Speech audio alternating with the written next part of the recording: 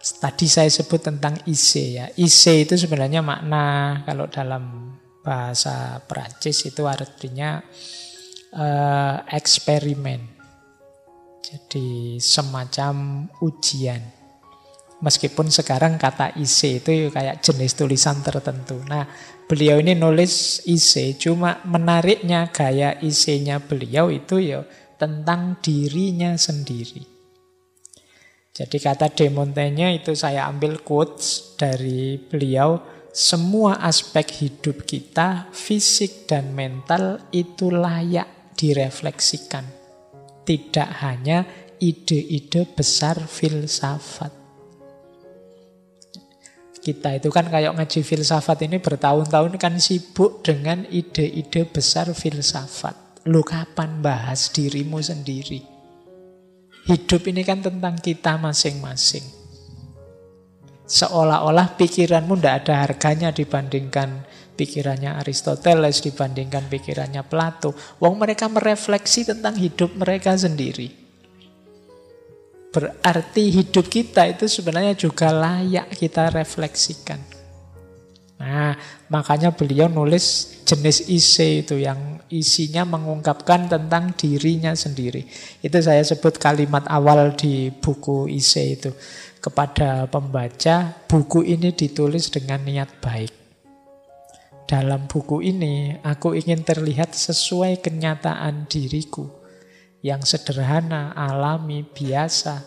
Tidak terlalu serius atau terlalu cerdas. Maksudnya tidak terlalu serius itu yang tidak terlalu mantep dalam atau terlalu gaya dengan akrobat-akrobat pemikiran. Tidak, wong saya cerita diriku saja apa adanya. Karena yang sedang aku gambarkan itu aku sendiri. Dan masalahnya ya tentang aku sendiri. Jadi ya aku ingin ngomong diriku apa adanya saja. Nah terus beliau ini kayak kumpulan tulisan. Mungkin beliau ini kayak, kalau hari ini mungkin beliau blogger pertama lah di seluruh dunia itu yang suka ngisi blog. Nah yang dikumpulkan jadi essays. Jadi ini gaya beliau. Jadi teman-teman boleh mengikuti teladannya De Montaigne ini. Rajin nulis meskipun tentang diri kita sendiri. Tanpa harus punya target tinggi-tinggi, ini paling tidak untuk refleksi tentang diri kita. Bagian dari upaya mengenal diri kita sendiri. Nah, ini gaya De Montaigne. Kita kan sering bingung untuk nyari titik pijakan gimana memahami diriku. Tulis saja. Apa yang ada di pikiranmu tentang apa saja. Makanya di isi ini macam-macam isinya. Kadang lucu-lucu, kadang saru-saru, kadang aneh-aneh ya. Jadi silahkan kalau teman-teman nanti cari ya. Di googling mungkin ada yang terjemahan Inggrisnya. Jadi silahkan saja. Meskipun yo sebagian besar luar biasa isinya. Coba ya saya ambil contoh itu beberapa potongan dari isi. Misalnya yang nomor 1 itu. Ciri kebijaksanaan yang paling jelas adalah kegembiraan. Kita berfilsafat itu kan mencari kebijaksanaan, cinta kebijaksanaan. Kata De Montaigne, bijaksana itu gembira. Kok ada orang berpikir bijaksana kok merengut saja. Mentang-mentang filosof ndak iso guyu blas pokoknya. Ada apa-apa mencurang mikir terus. Malah ndak bijaksana. Justru orang itu kalau nemu kebijaksanaan, paham sesuatu, terbuka, tercerahkan, gembira. Jadi orang bijaksana berarti cirinya gembira. Oh ini kan simple gagasannya, tapi maknanya dalam. Karena kebenaran itu menggembirakan, kebijaksanaan itu menggembirakan. Kok malah ruwet, kok malah kacau hidup ini, kok malah tidak bisa senyum kita, malah tegang kita, malah marah kita. Karena kebijaksanaan itu kemungkinan belum sampai pada titik bijaksana. Mungkin hanya kebenaran saja, tapi belum bijaksana. Bijaksana itu selalu menggembirakan. Ya kayak mahasiswa itu loh, kalau nilainya jelek terus ngadep dosennya, Pak minta kebijaksanaannya Pak. Oh, itu kan kalau diberi kebijaksanaan oleh dosennya kan seneng dia. Jadi kebijaksanaan itu menggembirakan. Boleh dipraktekkan ini mumpung masanya ujian. Oke ya, itu contoh salah satu opini dari De Montaigne. Yang kedua, ini menarik. Saya lebih suka ditemani orang biasa. Sebenarnya terjemahan aslinya peasant. Peasant itu orang petani. Karena mereka tidak cukup terdidik untuk berpikir secara tidak benar. Kita itu sering dididik untuk berpikir secara tidak benar. Berpikir secara tidak benar itu, kita itu biasanya kaku dengan rumus-rumus berpikir. Padahal kadang-kadang rumus itu sudah tidak kontekstual lagi, tidak relevan lagi. Jadi kita kan setia. Pak, saya itu stoik loh Pak. Nanti ono apa-apa dikomentari versi stoik.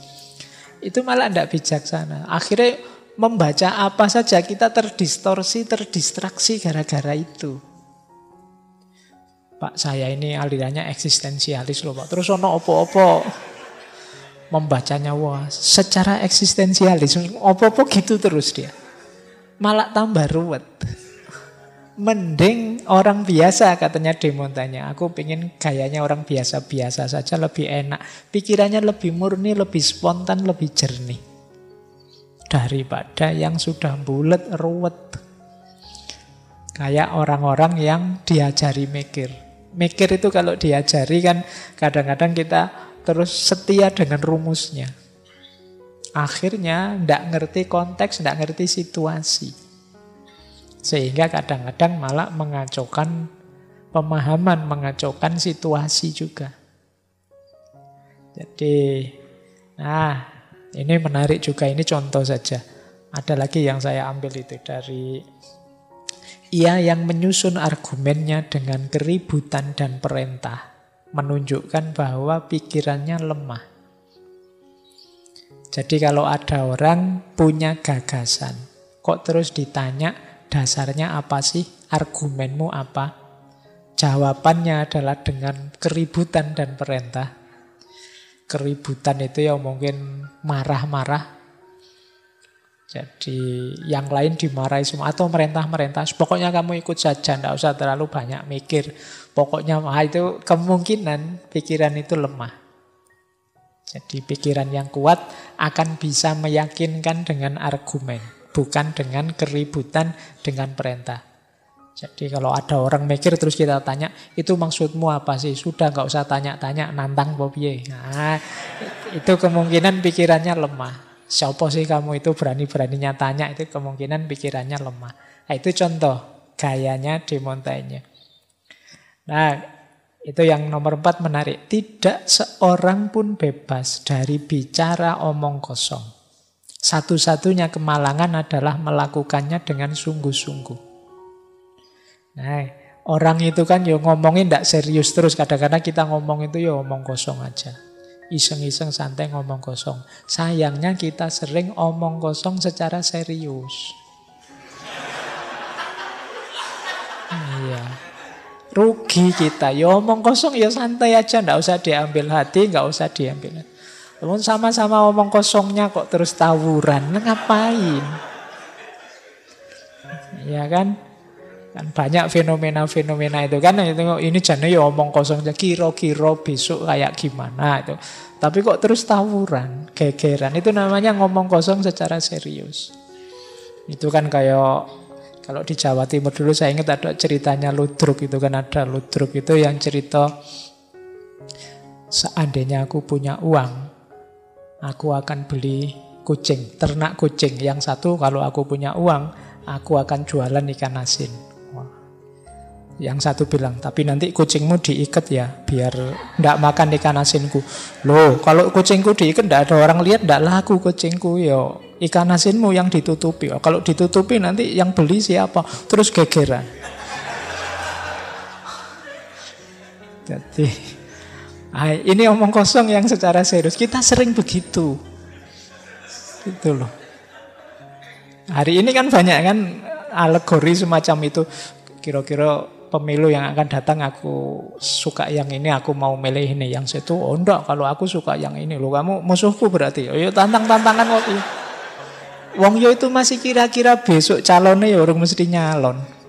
Tapi sekarang sudah tawuran. Nah ini namanya omong kosong. Secara sungguh-sungguh ngapain ya omong kosong ya disikapi omong kosong saja, santai saja, jangan baper. Nah ini di Montaigne ya, bukan saya yang ngomong. Oke, terus itu juga menarik ya, keras kepala dan gigih memegang pendapat orang lain itu bukti paling baik dari kebodohan. Nah itu jadi kok ngeyel terus bela terlalu terikat pada satu pemikirannya orang, kemungkinan memang kita tidak mau mikir. Jadi itu bukti paling baik dari kebodohan. Masih ada lagi sebenarnya, tidak apa-apa ya, biar sekalian mumpung di bawah. Nah ini juga menarik. Adalah satu bencana kalau kebijaksanaan melarangmu untuk puas dengan diri sendiri dan selalu membuatmu tidak puas dan takut. Sedangkan keras kepala dan kebodohan memberikan sukacita dan kepastian kepada pemilik mereka. Nah, kalian yang merasa pinter, yang merasa bijaksana, punya ilmu, kok yo sambat terus, ndak puas terus dengan dirimu, kata Demotenya itu bencana. Padahal orang-orang bodoh, orang keras kepala, orang ndak ngerti apa-apa, orang ngeyel itu hidupnya kok seneng-seneng ketawa-ketawa. Apa ndak kebalik? Gitu loh. Orang yang ndak ngerti apa-apa itu lebih gembira ternyata. Kalian yang ngaku pinter, ngaku bijaksana kok tiap hari ribut, ndak puas dengan hidupmu. Takut macam-macam, tidak bisa menikmati hidup. Itu kata Demotenya, ini bencana kalau ada yang seperti itu. Kemudian dia bilang lagi, aku takut mata kita lebih besar dari perut kita, dan rasa ingin tahu kita lebih besar dari daya pemahaman kita. Segalanya kita pahami, tapi kita tidak dapat apa-apa kecuali angin. Ini mungkin menarik ya untuk hari ini. Hari ini itu kan kita ingin tahu segalanya, khususnya difasilitasi oleh media-media digital. Rasanya kita itu ngerti sangat banyak hal berkali-kali lipat. Tapi seperti angin. Seperti angin itu terus manfaatnya apa? Kita tidak pernah ngitung informasi ini gunanya apa untukku. Manfaat apa enggak? Ya kalau bahasa agama maslahat apa enggak? Apalagi lebih tinggi barokah apa enggak? Oh itu lebih luas lagi. Kita tidak pernah ngitung itu. Itu kalau bahasanya Demotenya ini mata kita lebih besar dari perut kita. Jadi kalau lebih besar dari perut berarti kan apa? Belanja dari mata itu tidak muat di perut. Tidak muat di perut itu tidak bisa kita cerna. Buat apa? Informasi sebanyak itu buat apa? Apa saja kan hari ini kita telan. Berita tentang artis ini, tentang artis itu, tentang tokoh ini, orang itu, dan lain sebagainya. Kadang-kadang ya enggak penting. Rencananya mau cerai. Kemudian, ternyata enggak jadi cerai. Sekarang selingkuh dengan siapa? Itu gitu terus. Kamu ikuti, terus kayak gitu kamu ikuti. Terus akhirnya apa? Kamu hanya dapat anginnya saja, kata Demotenya. Buat apa? Baik. Nah itu juga menarik yang terakhir itu ya. Kalau doktermu menganggap tidak baik bagimu untuk banyak tidur, minum anggur, makan ini, makan itu, tidak boleh, kamu tidak usah khawatir. Aku carikan untukmu dokter yang lain. Jadi, ya kan kadang-kadang dunia kedokteran kan begitu. Jadi dokter ini bilang jangan banyak kopi ya, bla bla bla. Yang sana bilang lu kopi itu manfaatnya banyak terus. Jadi ya kamu nyari yang kamu butuh saja. Yang kamu cocok saja. Pilih saja yang mana yang enak ya. Jadi kata. Dan ini sebenarnya mungkin termasuk sindiran pada manusia itu ya tergantung sudut pandang, cara berpikirnya macam-macam. Kamu ingin yang mana? Jadi kadang-kadang dalam hidup ini memang keinginan kita lebih dulu. Tujuan kita lebih dulu. Baru setelah itu argumennya belakangan. Kecenderungan kita dulu, nanti alasannya belakangan. Kita tidak suka orang ini dulu, baru nanti alasannya belakangan. Atau suka dulu, alasannya belakangan. Ini sindirannya De Montaigne. Jadi seolah-olah kita itu bijaksana. Wah, orang ini bijaksana. Alasannya panjang sekali. Aslinya yo alasan itu bukan alasan yang rasional, tapi alasan yang rasionalisasi. Bukan alasan yang benar, tapi alasan pembenaran. Karena sejak awal sudah memihak.